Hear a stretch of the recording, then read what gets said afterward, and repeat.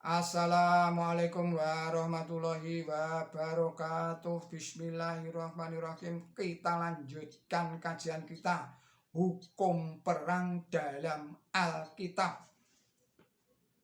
Tuhan memberitahu Bani Israel tentang bagaimana cara menghadapi musuh yang kalah sebagai berikut. Apabila engkau mendekati suatu kota untuk berperang melawannya, maka haruslah engkau menawarkan perdamaian kepadanya. Apabila kota itu menerima tawaran perdamaian itu dan dibukanya pintu gerbang bagimu, maka haruslah semua orang yang terdapat di situ melakukan pekerjaan rodi bagimu dan menjadi hamba kepadamu. Tetapi apabila kota itu tidak mau berdamai dengan engkau, melainkan mengadakan pertempuran melawan engkau, maka haruslah engkau mengepungnya. Dan setelah Tuhan Allahmu menyerahkannya ke dalam tanganmu, maka haruslah engkau membunuh seluruh penduduknya yang laki-laki dengan mata pedang.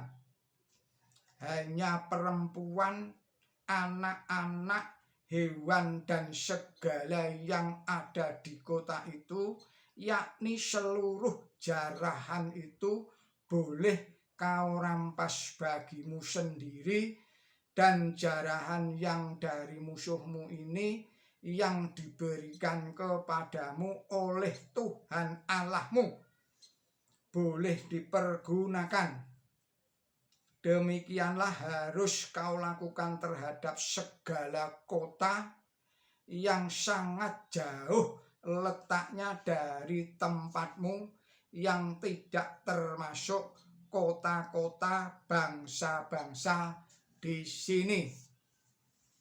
Tetapi dari kota-kota bangsa-bangsa itu yang diberikan Tuhan Allahmu kepadamu menjadi milik pusagamu, janganlah kau biarkan hidup siapapun yang bernafas, melainkan kau tumpas sama sekali, yakni orang Het, orang Amori, orang Kanaan, orang Feris, orang Hewi, dan orang Yebus, seperti yang diperintahkan kepadamu oleh Tuhan Allahmu.